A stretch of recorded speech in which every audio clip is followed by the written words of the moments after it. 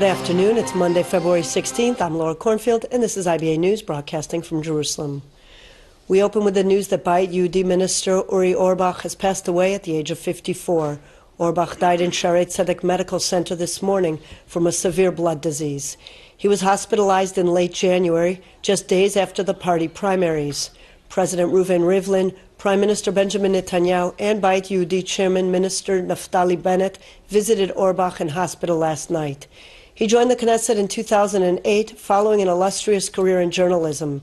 In 2013, he took the Pensioner Affairs portfolio. Despite his exceptional wit, Uri did not have an ounce of evil in him, Prime Minister Benjamin Netanyahu said. Bayit Yehudi Chairman Naftali Bennett eulogized Orbach, calling him a man of laughter and seriousness, intelligence, integrity, courage, and vision. A short time ago, the Knesset held a special memorial session for the deceased MK. Orbach is survived by his wife and 4 children. His funeral will take place at 4:30 this afternoon in Modi'in. Turning to the ongoing controversy surrounding Prime Minister Benjamin Netanyahu's planned speech before Congress next month, Washington today denied a Channel 2 television report claiming the U.S. has decided to stop briefing Israel on the ongoing Iranian nuclear talks in response to Netanyahu's decision to address Congress. A statement released by the White House called the television report blatantly false. An unnamed U.S. official said Washington's policy towards Israel remains unchanged. According to the report, U.S. Undersecretary of State Wendy Sherman, who is involved in the talks, announced she would no longer update Israel on developments in the Iranian nuclear negotiations. The report said National Security Advisor Susan Rice will no longer meet with her Israeli counterpart, Yossi Cohen. U.S. State Department officials rejected the report, saying Sherman continues conversations with Israel concerning the nuclear talks and plans to meet Cohen when he visits Washington in the coming week. He will also meet with Rice during the visit. The officials stressed Secretary of State John Kerry continues to update Netanyahu on the issue, as has always been the case.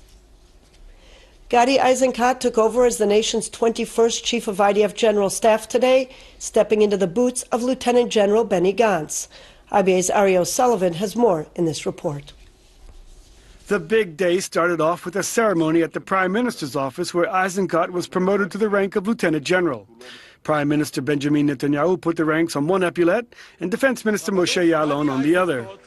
Outgoing Chief of General Staff Benny Gantz said in parting remarks that he was handing over to Gadi, my friend, a professional, trained, flexible army which is strong and powerful and which is ready for its mission. In his speech, Eisenkot acknowledged that Israel was in the midst of a stressful period with many challenges. The Middle East is changing its face beyond recognition, and it is characterized by explosiveness and insecurity. Defense Minister Moshe Ya'alon called on Eisenkot to make sure to continue speaking in his clear and decisive manner, even if it's in disagreement with the political echelon. From there, the new commander of the IDF visited the Western Wall for a quick prayer, and then to an official luncheon with President Reuven Rivlin. A short while ago, an IDF honor guard made up of representatives of all the branches of the service, including the Air Force, Navy, and Army, greeted him at Rabin General Headquarters in Tel Aviv. The paratrooper Gantz formally handed over command of the IDF to the Golani Eisenkot, thus ending 38 years of military service. He took the traditional final review of the troops. Eisenkot, aged 54, began his army service in 1978 in the Golani Brigade, which he rose to command. He was later commander of the Judea and Samaria Division during the Second Intifada. His first experience in the halls of political power came when he served as the military secretary for former Prime Minister and Minister of Defense Ehud Barak. He went on to command the General Staff's Operation Branch and was OC Northern Command after the Second Lebanon War.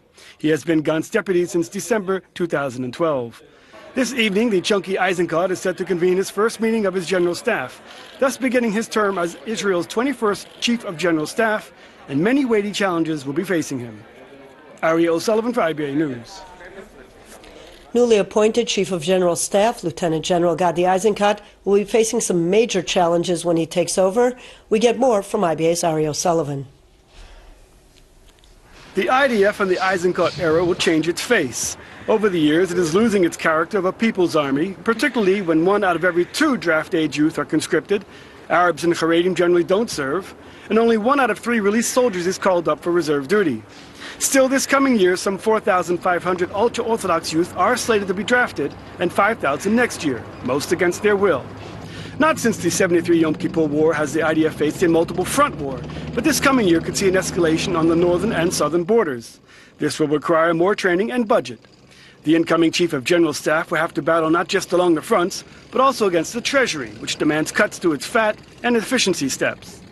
During the reign of Benny Gantz, the army abandoned its multi-year plan, and critics say this harmed the IDF's ability to properly build its forces according to changing threats. Eisenkot will also have to deal with the brain drain from its standing army, which is finding it difficult to keep engineers and high-tech troops in service during a time of growing cyber warfare. After the ceremonies, Eisenkot will have to roll up his sleeves and get to work, something this former Golani commander is surely prepared to do. Aria O'Sullivan for IBA News. Police in Denmark say they have charged 2 men with aiding the gunman involved in the deadly shooting attacks in Copenhagen over the weekend, in which 2 people were killed, including 37-year-old Jewish guard Dan Uzan, who was shot in the head outside the synagogue in the capital. The authorities last night identified the attacker as 22-year-old Omar Abdul Hamid al-Hussein, saying he was responsible for the shooting attacks at the synagogue and a Copenhagen cafe where a debate on Islam and freedom of speech was taking place, killing a Danish filmmaker and injuring policemen. Al-Hussein was shot dead by police before dawn yesterday after he opened fire at them. Danish media reports said police found weapons in a raid on Al-Hussein's apartment. The report said Al-Hussein was recently released from jail and was known to the authorities for his criminal activities. Today, armed police remained outside the synagogue, where flowers and candles lined the street, and Israeli and Danish flags were tied to the synagogue railings. Members of the public continue to throng to the site to pay tribute to Uzan and the Jewish community. Egyptian warplanes bombed Islamic State targets in Libya after the Islamist radicals released a video purported to show 21 Egyptian Coptic Christians being marched along a beach near Tripoli, where they were forced to their knees and beheaded. A statement released by the Egyptian army said Egypt has the right to defend its security and stability in response to the criminal acts by terrorist elements and organizations inside and outside the country. The video clip has drawn harsh condemnation. The United States called the killings despicable and cowardly. White House spokesman John Earnest said the barbaric killings underscore the need for a political solution to the conflict in Libya. U.S. Secretary of State John Kerry called Egypt's Foreign Minister Sameh Shoukry and offered his condolences. The 21 Egyptian laborers were captured by ISIS in December and January. Martin Indig, former ambassador to Israel under U.S. President Bill Clinton, warned today that Israel faces an untenable situation with the Palestinians. Speaking at the annual conference of the Institute for National Security Studies, Indig said that a situation Israel had once hoped for under the late Prime Minister Ariel Sharon was no longer possible. See a situation in which, notwithstanding Israel's continued efforts over the last 20 years to try to relieve itself of the burden of the Palestinian problem through the Oslo process, through negotiated solutions, through unilateral withdrawals from Gaza, through what became known as the tilt policy under Prime Minister Sharon, where Gaza was supposed to be tilted towards Egypt and the West Bank was supposed to be tilted towards Jordan. Well, today the tilt is entirely in the other direction. And willy-nilly, Israel is becoming responsible for all of the Palestinians in Gaza and the West Bank. And that is a situation which is entirely untenable for the future of the Jewish and democratic state of Israel. In a separate speech today before the Conference of Presidents, Economy Minister Naftali Bennett said Israel is at the forefront of the fight against radical Islam worldwide. These days are trying days for Israel and for the world. 100 years from now, my grandchildren and yours will look back to these very critical days and ask, Did they choose the right path? Did they do the right thing? But not only in Israel, also the grandchildren in Paris, in London, in New York, in Washington, of Jews and non-Jews. Because a big storm is on its way. The storm of radical Islam that wants to change the world, that has a different vision for the world, a vision of a grand caliphate, starting from Iran all the way to Europe, and perhaps over the ocean. A way of life that doesn't allow freedom, that doesn't treat women or minorities equally, that doesn't allow free speech, that beheads someone who doesn't share the faith of Islam. The world, and Israel at the forefront, because of our location, faces a historic choice. Do we stand up to the threat? Do we identify this threat and provide a good future for our descendants? Or do we indulge in wishful thinking and sort of ignore it and hope for the best?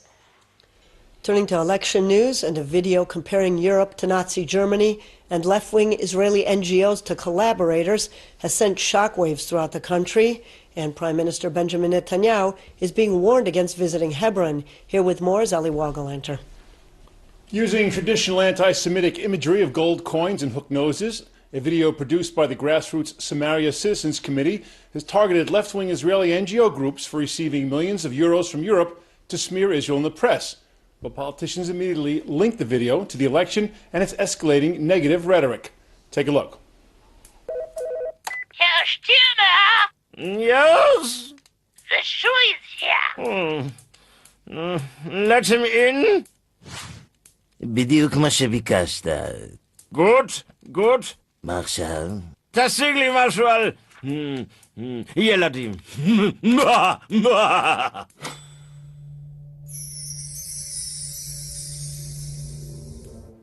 Herr Stürmer! Ja. The shoe is here. Let him in. בדיוק מה שביקשת. Good. The shoe is here. מה עכשיו? לך.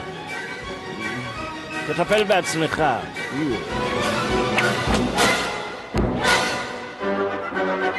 האירופאים אולי נראים לכם היום אחרת, אבל אתם נראים להם בדיוק אותו דבר.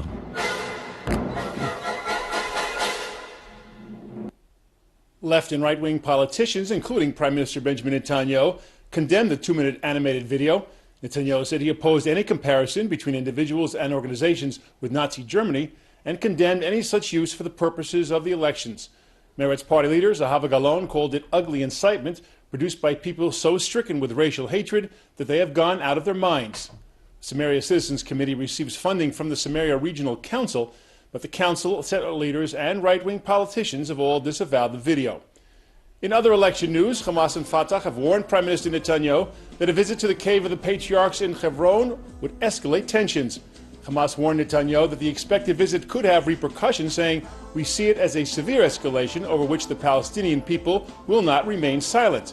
And a spokesman for Fatah said a visit by Netanyahu would have dangerous repercussions, adding that it is opposed because it would add fuel to the fire and escalate tensions, turning the political conflict into a religious one. "We won't allow anyone to divide or Judaize, and we will defend all our holy sites," they said. The trip is seen as part of Netanyahu's attempt to sway right-wing voters to support the Likud over Bayit Yehudi. Netanyahu's last visit as prime minister was in 1998, during his first term in office, when he and President Ezra Weitzman paid a condolence call to the family of Rabbi Shlomo Ra'anan, who was murdered by terrorists. The last visit to Hebron by a prime minister occurred in 2002, when Ariel Sharon came to the city after a Palestinian terror attack along Worshipper's Way, the road that links Hebron with neighboring Kiryat Arba, killed 12 IDF soldiers. Should Netanyahu go to Hebron, the visit will not take place until after he returns from Washington. Laura? Thank you, Ali. Turning to France, where Interior Minister Bernard Cazeneuve today condemned the desecration of some 200 graves in a Jewish cemetery in Saarunion, close to the border with Germany. Calling the attack despicable, he told reporters everything will be done to catch the perpetrators. Many of the tombstones were smashed, others had swastikas painted on them. Prime Minister Manuel Valls said the authorities believe a number of people were involved in the cemetery attack, but they have no firm leads at present. Turning to Argentina, where top government officials are rallying around President Cristina Fernández de Kirchner after new state prosecutor Gerardo Policita said he will continue to investigate the allegations made by his late predecessor, Alberto Nisman, that the president and others in her administration sought to cover up Iran's involvement in the 1994 bombings of the Buenos Aires Jewish Community Center. De Kirchner denounced Nisman's accusations that she conspired to whitewash Tehran's involvement in return for economic favors as absurd. Ministers in the government cabinet have also spoken out, saying that the case is flawed and part of an opposition plot to unseat the president. Former British Prime Minister, Mideast envoy Tony Blair, warns another round of violence will erupt if reconstruction efforts in the Gaza Strip continue at such a slow pace. Visiting the Gaza Strip yesterday for the first time since last summer's war between Israel and Hamas, Blair criticized some of the donor countries whom he said failed to fulfill their funding commitments to help rebuild Gaza. Thousands of Palestinian properties were destroyed in Israeli airstrikes during last summer's 50-day conflict. I'm extremely concerned that if you leave Gaza in the state it's in, you'll have another eruption and violence, and then we're back into a further catastrophe. So we've got to stop that.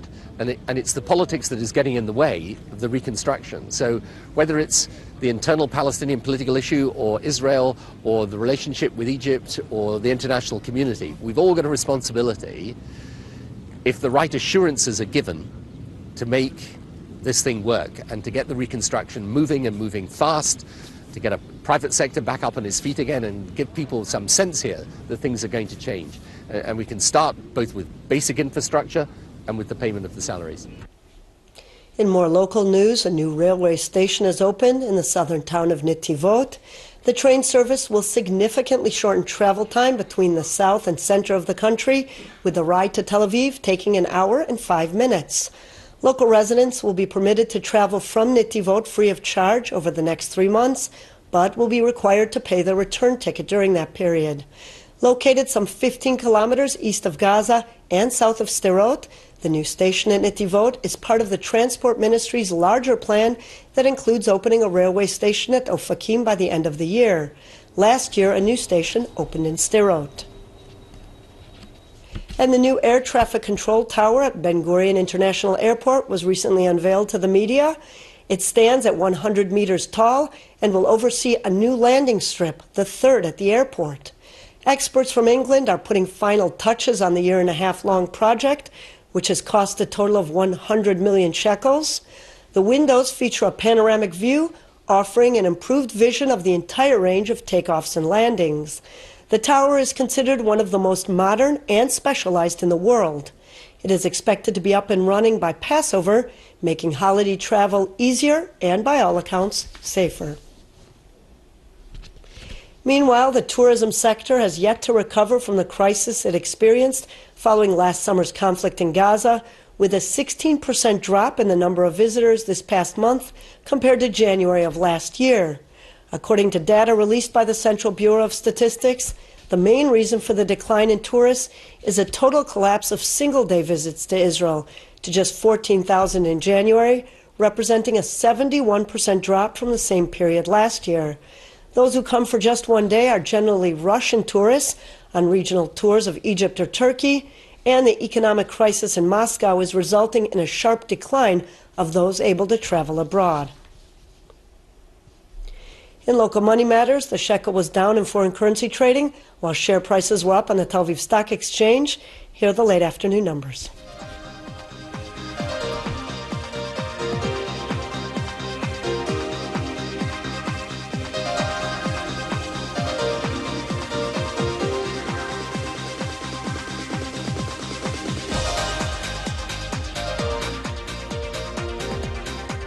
Turning to the weather forecast, and light local rain is predicted in the north of the country tonight and tomorrow. Here are the highs and lows for the next 24 hours at home and abroad.